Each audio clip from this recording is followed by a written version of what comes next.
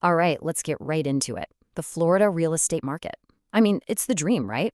Sunshine, ocean breezes, palm trees. But here's the thing. Under all that sunshine, there are some serious traps for buyers. So today, we're going to walk through the 10 biggest mistakes people make, pulling from some great insights by luxury real estate pro Iryna Talmachova, so you can go in smart. Yeah, that quote just nails it, doesn't it? A dream until it isn't. That's exactly the line you're trying to walk. And our whole goal here is to make sure you stay firmly on the dream side of that equation. So to make this super easy to follow, we've broken these 10 mistakes down into 3 big categories. First, we'll talk about the emotional traps that can really mess with your decision-making. Then we'll get into the hidden costs that can absolutely wreck your budget. And finally, we'll cover what you need to look for under the hood of the actual property. Okay, part 1, let's start with your head. Seriously. Because when a market is as appealing and, let's be honest, seductive as Florida, the very first battle you're going to fight is with yourself. And here it is, mistake number 1, and it's a big one. You fall for the vacation vibe. Look, when you're on vacation, all you see are the palm trees and the gorgeous ocean views, right? But living there, that's a whole different story. Suddenly you got to think about your commute, what the community is actually like year-round, and, the long-term value. It's a total mindset shift that you have to make. So how do you know if you're stuck in that vacation mindset? Well, here's a brilliant little test our source recommends asking yourself. Would I still love this place if it were in, say, Ohio? If the answer is no, you really need to dig deeper. It's a perfect gut check to see if you're buying a home or just trying to buy a permanent vacation. All right, another emotional trap is putting way too much faith in technology. I get it. We all love scrolling Zillow, right? But just blindly trusting an algorithm like a Zestimate in a market as quirky and hyperlocal as Florida's, that is a massive mistake. And this quote just says it all. You gotta trust your agent, not some algorithm that thinks a rundown shack on the water is worth $3 million. An algorithm can't tell you about the vibe of a neighborhood, or the condition of a seawall, or what's really happening in the local market. That's where a real, live expert is absolutely irreplaceable. Bottom line, trust a person who knows the area, not just a number on a screen.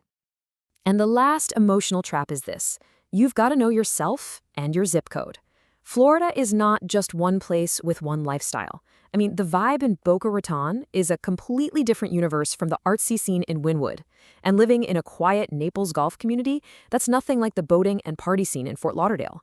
If you pick the wrong spot for your actual personality, you're just setting yourself up for a whole lot of regret. Okay, so you've got your head in the right place. Now let's move on to part 2 and talk about the money. This is where that Florida dream can turn into a financial nightmare if you're not paying close attention to the hidden costs. Just look at that number for a second.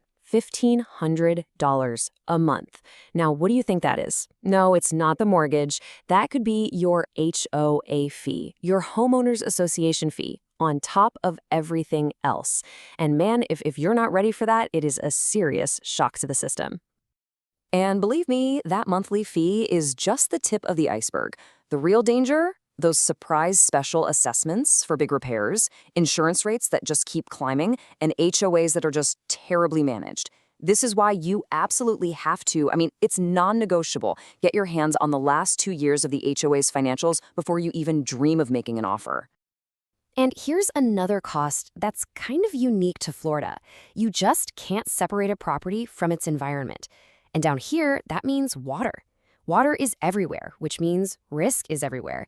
And that risk, it translates directly into money out of your pocket. And we're not talking about a small bump in your costs. Being in a flood zone can literally double your insurance premiums. And forget about resale value. A high-risk label can scare off buyers like nothing else. So the advice here is simple, and you absolutely have to follow it. Check the official FEMA maps and get real, actual insurance quotes before you get emotionally attached to a property. Okay, so you found a place, you've checked out the HOA, you've looked at the flood maps, and now you're thinking, hey, this is awesome. I can just pop it on Airbnb and it'll pay for itself. Yeah, you might want to pump the brakes on that thought. This is a huge, huge mistake a lot of people make. They just assume they can do short-term rentals, only to find out it's completely illegal. Cities like Miami Beach, for instance, have incredibly strict rules and fines that will make your head spin. So you have to do the work.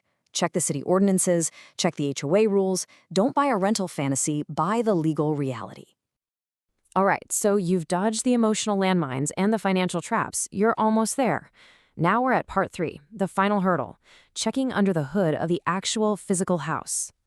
Let's be real. Florida's climate is amazing for people, but it is brutal on houses. We're talking humidity, sun, rain. It all means that things like mold, termites, and bad roofs aren't just a possibility. They're pretty much a probability. And that's why skipping a professional home inspection is probably the single most expensive mistake you could ever make here. And I love this quote because it's just so spot on. And no, your cousin who used to flip houses doesn't count. This is not a job for an amateur. You need a licensed, insured pro who knows exactly what Florida-specific problems to hunt for. Trust me, whatever they charge you is nothing compared to the tens of thousands you could save by catching a big problem early. A lot of people think, oh, it's new construction, I can skip the inspection. No. That is another huge mistake. New homes can have a whole list of their own issues, from lazy workmanship to sketchy developers. You have to do your homework on the builder's reputation, and you better understand every single line of that warranty. So it's not just about the house itself, it's also about the process. I know in a hot market, you're tempted to say, we can close in 15 days to make your offer look good. But trying to rush a closing in Florida is just asking for total chaos. You've got complex title searches, hurdles with getting insurance approved, and sometimes liens just pop up out of nowhere. You have to give yourself and your team the time to do it right. And this really brings us to the last mistake in this section. And honestly, it underpins everything else we've talked about. You can have the best team in the world, but if you aren't asking questions, you are flying blind. You have to be an active part of this process. Okay, that was a lot of don'ts, I know. So let's flip it around and finish with a simple, actionable playbook. Part 4, this is your go-to guide for buying smart in Florida. Here are 3 super smart, super simple questions that our source says you should always ask.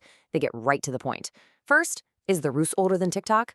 It's a funny way to ask, but it gets you a real answer about the age of a critical system. Second, are there any upcoming assessments? This tells you everything you need to know about the HOA's financial health. And third, what's the rental cap? This tells you right away if your investment dreams are even possible. In the end, it really all boils down to this one single question. By sidestepping the emotional traps, digging into those hidden costs, and doing your homework, you can make sure that your Florida home is the dream you always imagined, and not a cautionary tale you end up telling your friends about. The choice really is all yours.